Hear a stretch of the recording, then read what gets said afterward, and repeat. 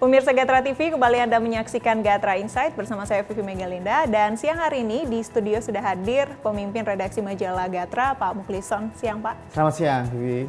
Ya, dan siang hari ini kita akan membahas laporan utama dengan judul Simalakama Presidensi G20. Di sini di laporan utama dituliskan bahwa kabarnya ini akan ada acara ini ya Pak ya, KTT G20 di Bali, dan nantinya kabarnya itu Presiden Rusia tidak sepertinya banyak polemik gitu, jangan diundang deh, nanti 15 negara kepala pemimpin yang lain akan tidak hadir di acara tersebut. Ini kenapa ini? Ya, intinya ini jadi sebuah ujian bagi Indonesia gitu ya. Karena kita sebagai pemimpin G20 tahun ini sebenarnya ini kesempatan besar bagi Indonesia untuk mengajak negara-negara besar yang memang negara 20 negara terkaya di dunia sebenarnya kalau bisa disebut seperti itu, untuk bisa merubah atau membuat arah yang setelah pasca pandemi itu untuk bangkit dan lebih kuat lagi. Tapi ya ini ada kendala atau ada kejadian ketika Rusia melakukan operasi militer ke tangganya. Ini jadi sebuah dianggap sebagai kejadian buruk, dan ketika negara-negara lainnya meminta Rusia untuk keluar, ini jadi sebuah kayak serba salah juga kan. Simalakama itu tadi ya.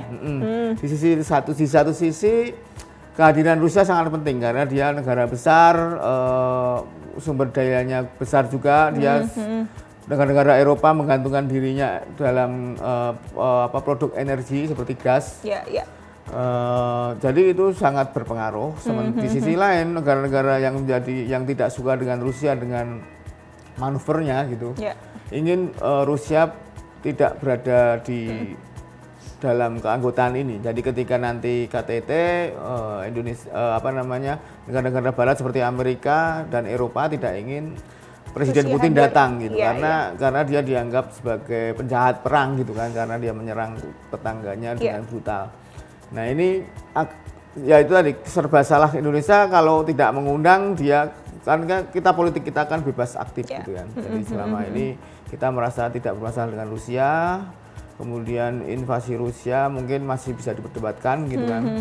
Di sisi lain negara-negara besar yang lain pengen Rusia keluar. Nah ini juga jadi masalah soal diplomasi Indonesia nanti ke depan, karena kita bersikap netral, senetral mungkin, tidak bisa memihak satu sama lain dalam hal ini.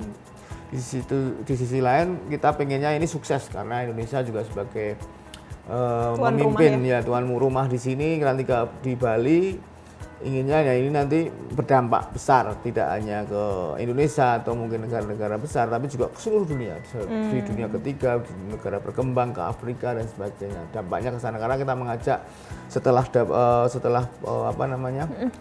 krisis pandemi kemarin, kita ingin menjadi lokomotif, negara-negara besar ini jadi lokomotif kebangkitan ekonomi dunia begitu. Apalagi di sini ditegaskan bahwa Indonesia berkali-kali mengatakan bahwa G20 ini bukan isu politik ini murni ekonomi gitu. Gimana tuh Pak? Jadi makanya ini yang menjadi berat bagi Indonesia karena ini kemudian isunya jadi sebuah isu geopolitik. Jadi karena ada China yang memang dianggap juga nanti musuh jadi negara-negara Barat gitu kan, atau bukan musuh ya, tapi kalau memang dia bersahabat dengan Rusia, nantinya ini akan jadi sebuah blok besar. Dan kita tahu ketika tahun 90-an 80 ada sebuah blok besar, ada blok Barat dan blok Rusia, Uni Soviet waktu itu. Negara jadi dunia jadi tertawan, tidak bisa bekerja sama. Padahal kerjasama ini yang akan diperlukan, kerjasama ini tidak boleh meninggalkan teman yang lain gitu kan. Jadi harusnya memang ini dilakukan bareng-bareng, apalagi kekuatan Rusia sangat strategis di Eropa gitu, sehingga ini tetap harus dilakukan.